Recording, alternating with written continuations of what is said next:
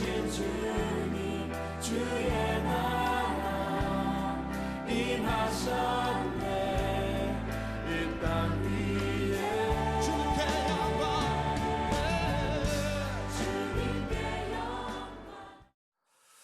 오늘 어린이 주일이기는 하지만 이번 주 내에 어린이날과 어버이날이 들어있고 또 가정의 달인 이 5월을 시작하는 첫 번째 주일인 만큼 오늘은 가정과 관련해서 주시는 하나님의 말씀을 경청하고자 합니다.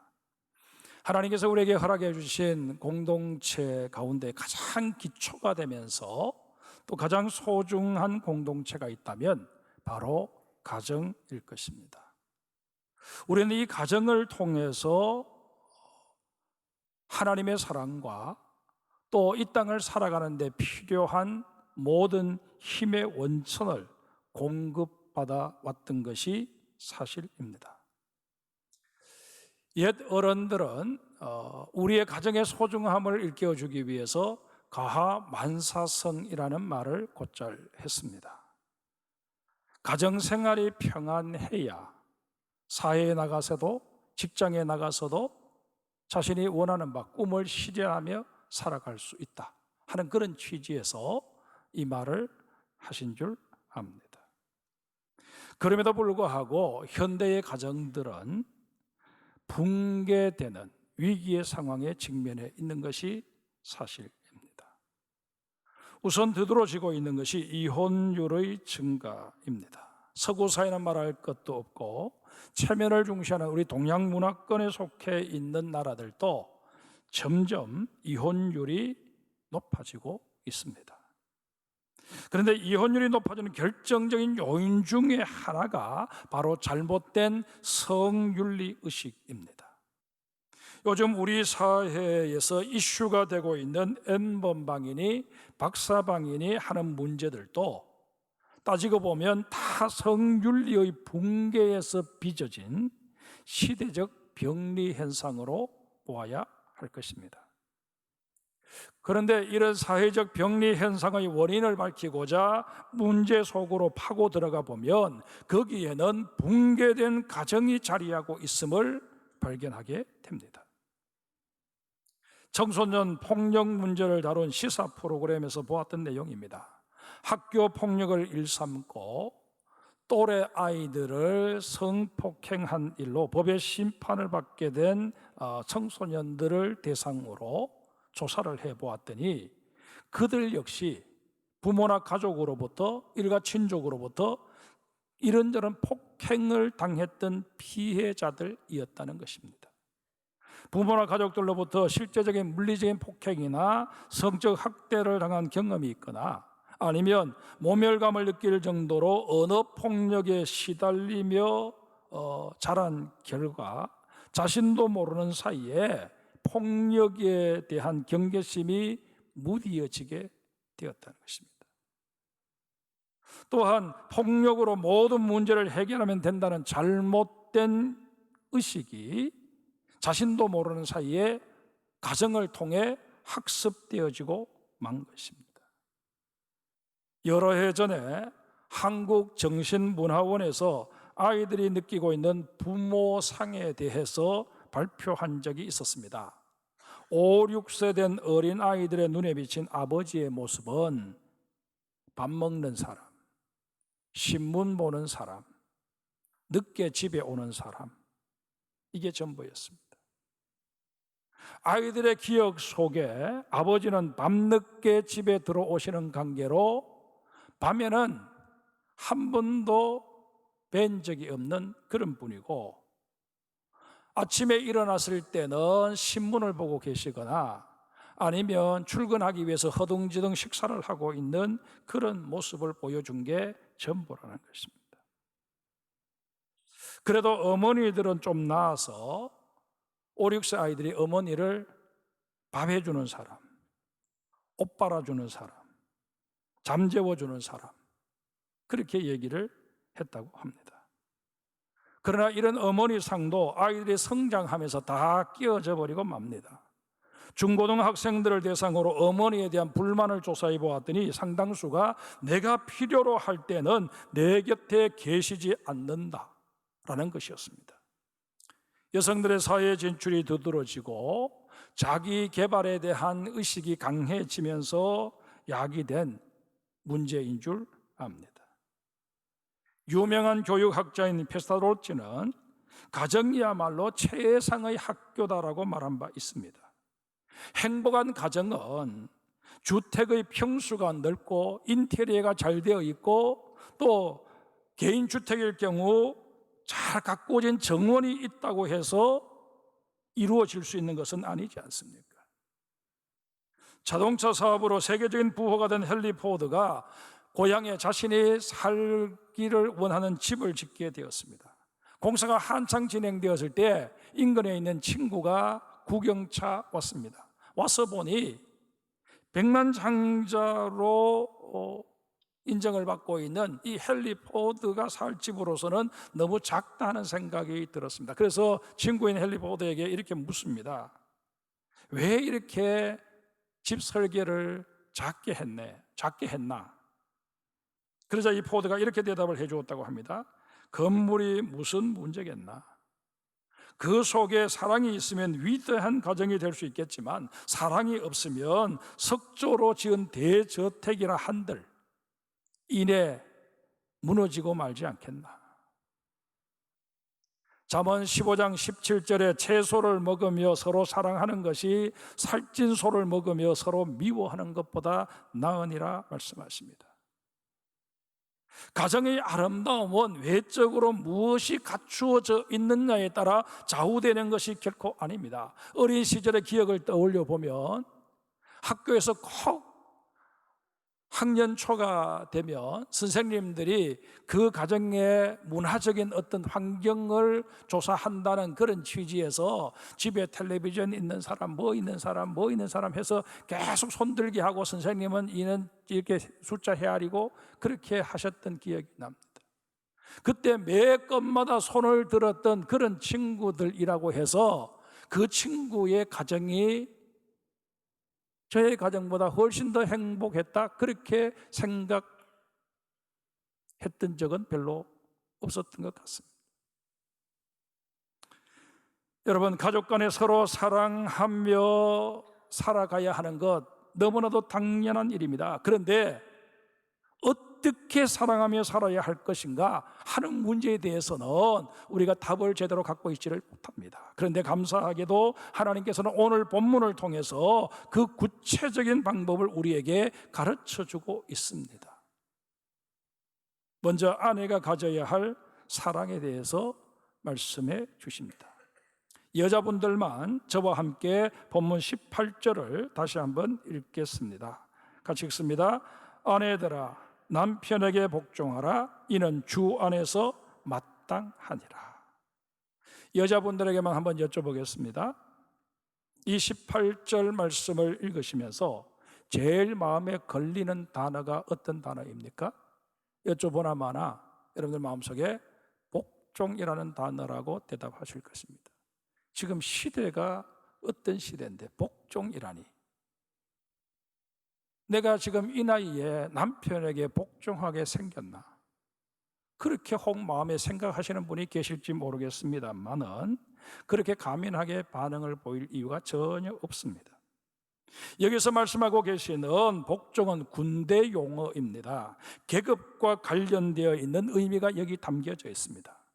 군대에서는 상급자가 하급자에게 명령을 하고 하급자는 그 명령에 따라야 합니다. 이것은 상급자가 하급자보다 모든 면에서 월등하고 또 인격적으로 대단하기 때문에 그런 것이 결코 아닙니다.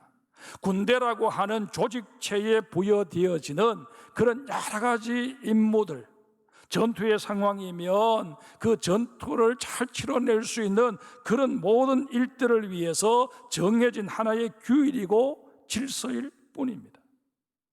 바로 이런 개념으로서 사도 바울은 아내된 자들에게 복종을 권면하고 있는 것입니다. 하나님이 우리에게 허락해 주신 너무나도 귀한 공동체, 이 가정을 잘 지켜가기 위해서는 아내와 남편 사이에 이런 질서가 유지되어야 된다 하는 것을 말씀해 주고 있다 하는 것입니다.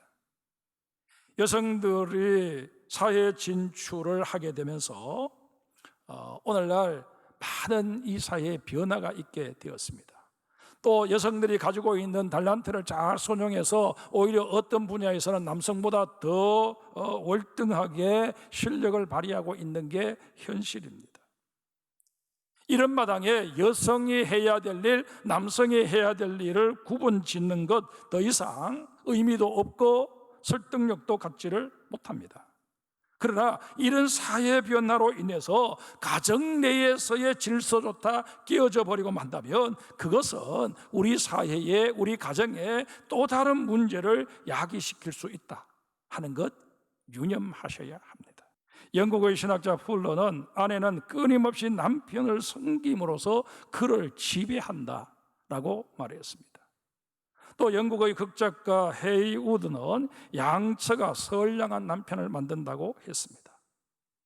이들의 말과 함께 오늘 본문에서 말씀하고 있는 이 복종의 의미를 깊이 생각하시는 우리 아내들이 되셔야 할 것입니다.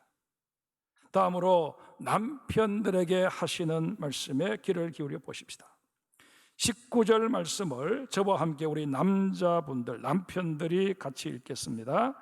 남편들아, 아내를 사랑하며 괴롭게 하지 말라. 한국 남성들이 고쳐야 할 아주 좋지 못한 악습 가운데 하나가 아내를 무시하는 태도입니다. 얼마 전까지만 해도 한국 사회의 보편적인 분위기가 그러했던 탓에 여기 50대 이상 되시는 분들은 물론 개인에 따라서 정도의 차이는 있겠지만은 대부분 아내를 알게 모르게 무시하는 경향이 없지 않습니다. 에베소서 5장 25절에 보면 이런 말씀이 있습니다. 남편들아, 아내 사랑하기를 그리스도께서 교회를 사랑하시고 그 교회를 위하여 자신을 주심같이 하라. 교회를 향하신 그리스도의 사랑은 그야말로 자신을 온전히 내어주신 그런 사랑이었습니다. 하나님께서는 남편들에게 이런 사랑을 명령하십니다. 대부분의 아내들은 아이를 출산한 후에 가사와 육아에 매달리다 보니 자신을 돌볼 수 있는 겨를이 별로 없습니다. 게다가 나이가 들면서 갱년기에 이르게 되고 호르몬 분비에도 변화가 생기면서 젊을 때의 몸매를 다 잃어버리기 일쑤입니다. 소위 말하는 아줌마 몸매가 되고 만다 하는 것입니다. 그러나 우리 남편들이 꼭 아셔야 될 것은 아내가 잃은 것은 몸매일 뿐이지 그 마음마저 잃은 것이 아니다 하는 사실입니다. 그럼에도 불구하고 남편들은 이런 아내를 전혀 이해하려고도 들지 않고 배려하려고도 들지 않습니다. 그저 외관상 보기에 허리가 어딘지 모를 정도로 두rum술해졌다고 이제 이 여자는 마음까지도 그렇게 되었을 것이다 생각하고 아무렇게나 대해버릴 때가 많다는 것입니다. 이게 바로 오늘 본문에서 말씀하시는 아내를 괴롭게 하는 일입니다. 그러하건만 눈치 없는 남편들은 자신은 아내를 전혀 괴롭힌 적이 없다고 강변합니다. 나는 열심히 직장생활 하면서 꼬박꼬박 생활비 집에 가져다 주었고 한돈 판 적도 없다, 그렇게 말들을 합니다. 그러나 우리 남편들은 수많은 말들로 아내의 마음에 상처를 주었고 아내의 기분을 우울하게 만들었던 사실을 인정해야만 할 것입니다. 종교개혁자 마르틴 루터가 이런 말을 했습니다. 예수님께서는 우리 인간에게 두 가지 계명을 주셨다. 하나는 하나님을 사랑하라는 것이고 또 다른 하나는 내 이웃을 사랑하라는 것이다. 그런데 우리가 사랑해야 될 이웃 중에 가장 가까운 이웃은 바로 아내다. 이 말을 우리가 해석하면 하나님을 우리가 제일 사랑해야 되고 그 다음으로 사랑해야 될 대상이 누구냐? 바로 우리 남편들에게 있어서는 아내라는 것입니다. 남자들의 어리석음 가운데 하나가 자기 아내에게는 잘 못하면서 밖에 나가서는 다른 여자에게는 지극히 친절하다는 것입니다. 그러면서 자신의 그런 행동을 합리화하기를 뭐라고 말하느냐 하면 잡은 물고기에게 누가 먹이를 주느냐 하는 말도 안 되는 소리를 하고 다닙니다. 여러분, 이건 자기 변명이나 합리화가 아니라 자신의 멍청함을 드러내는 소리임을 아셔야 할 것입니다. 대부분의 아내들은 일에 지쳐있는 남편에게 큰 것을 요구하지 않습니다. 남편의 조그만 마음 씀씀이 하나에 감동받을 준비를 하고 기다리고 있습니다. 남편으로 인해 행복을 느끼게 되는 아내가 바로 남편에게도 큰 힘이 된다는 사실을 우리 남편들은 기억해야 할 것입니다. 그런데 가정은 부부만의 공동체가 아닙니다. 위로는 부모님이 계시고 아래로는 자녀들이 있지 않습니까? 따라서 부모 자식 간의 관계도 생각하지 않을 수 없습니다. 먼저 자녀들이 주시는 말씀을 경청해 보십시다. 20절 말씀을 우리 아직 부모님이 살아 계시는 분들, 그리고 스스로 생각하기에 나는 아직 젊었다 그렇게 여겨지시는 분들, 저와 함께 읽겠습니다. 자녀들아, 모든 일에 부모에게 순종하라. 이는 주 안에서 기쁘게 하는 것이니라. 부모님께서 날 낳아주셨고 날 길러주셨다는 것 때문에 감사하는 것은 생물학적 차원의 감사요, 윤리적 차원의 감사일 뿐입니다. 우리 주님께서는 이런 감사에 더하여서 감사의 격을 이제 좀 높여라고 우리에게 요구하십니다. 구체적으로 말씀을 드리면 부모님의 권위를 인정해 드리라는 것입니다. 부모는 자녀와 관련하여 모든 권한을 하나님께로부터 위임받은 존재입니다. 그러기에 자녀에게 있어서 부모님은 세상 그 누구보다도 높고 위대하신 분들입니다. 자녀들은 하시라도 이 사실을 망각해서는 아니 될 것입니다. 부모님이 나보다 학력면에서 떨어진다고 해서, 현대 감각이 뒤떨어진다고 해서 함부로 대하거나 무시해서는 아니 됩니다. 어머니가 뭘 아신다고 자꾸 간섭하시느냐고, 아버지가 뭘 아신다고 자꾸 참견하시느냐고, 세상이 언제 바뀌었는지 자꾸 그런 말씀 하시느냐고, 그렇게 부모님을 향해 핀잔 주는 이런 행위는 자녀가 절대로 해서는 아니 됩니다.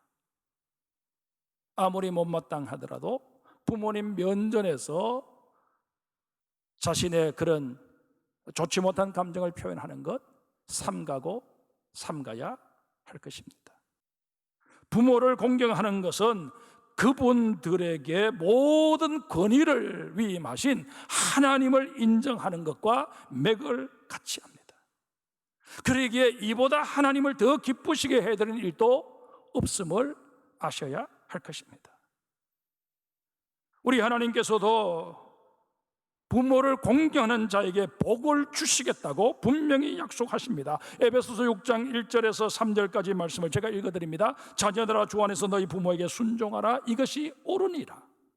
내 아버지와 어머니를 공경하라. 이것이 약속이 있는 첫 계명이니 이로써 내가 잘 되고 땅에서 장수하리라.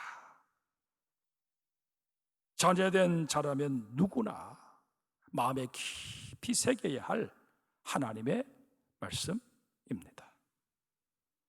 다음으로 부모는 자녀들을 또 어떻게 사랑해야 하는지 한번 보십시다.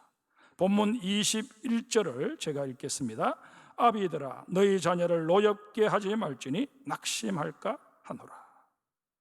부모가 자녀에 대해서 가장 범하기 쉬운 잘못 가운데 하나가 자신의 생각을 자녀들에게 강요하는 것입니다. 부모의 이런 행동은 자녀를 화나게 만들고 또 자녀의 선택권을 박탈해 버림으로 말미암아 자녀로 하여금 낙심하게 만들 가능성이 대단히 높습니다. 트루먼이라고 하는 학자는 부모로서 자녀에게 할 수 있는 가장 좋은 충고는 자신이 진정 바라는 것을 찾아내고 그 찾아낸 일을 이루어 가라고 충고해 주는 것이다 라고 했습니다. 자녀들이 부모에게 가장 하고 싶은 말이 여러분 무엇인 줄 아십니까? 자녀 교육 문제를 다루고 있는 책에서 읽은 내용입니다. 우리 아이들은 하루에도 수십 번 아버지에게, 어머니에게 저를 좀 믿어주세요, 저를 좀 믿고 기다려주세요 라는 말을 하고 싶어 한다는 것입니다. 자녀들에게 부모의 뜻을 강요하는 것은 자녀들의 생각이나 판단을 부모가 인정하지 못하고 믿지 못하는 단적인 증거 아니겠습니까? 결국 부모가 이렇게 자녀를 믿지 못하는 태도를 취하는 것이 아이에게 부정적인 영향을 끼치면서 그 자녀 역시 나중에는 부모를 신뢰하지 않는 그런 결과를 낳게 되고 만다는 것입니다. 설령 자녀가 부모의 뜻에 따라 진로를 선택하고 그 분야에서 나름대로 성공을 거두게 된다고 할지라도, 그래서 부모의 마음속에는 그 자녀를 향해서 봐라 이놈아, 너 내 말 들어서 손해본 게 뭐가 있나, 내 말 들어서 너 그렇게 떵떵거리며 살고 있지 않느냐, 그렇게 생각을 하신다 할지라도 자녀의 마음 한구석에는 자신이 원하는 인생을 살지 못했다는 부정적인 의식이 잠재해 있을 수 있다는 것입니다. 이런 잠재의식은 훗날 전혀 엉뚱한 방향에서 표출되어 버리기 마련입니다. 부모를 잘 찾지 않는다거나 아니면 부모를 무시한다거나 하는 그런 태도로 나타나 버린다는 것입니다. 말씀을 정리합니다. 모든 인간관계가 그렇듯이 가족관계 역시 상대적입니다. 좋은 남편이 될 때 헌신적인 아내의 내조를 기대할 수 있습니다. 좋은 아내가 될 때 남편의 사랑 어린 외조를 받을 수 있습니다. 부모 자식 관계도 마찬가지입니다. 자상한 부모 밑에 효자가 나는 법이고 효성스러운 자녀에게 모든 것을 기꺼이 희생하시면서도 행복해 하시는 부모가 계시는 법입니다.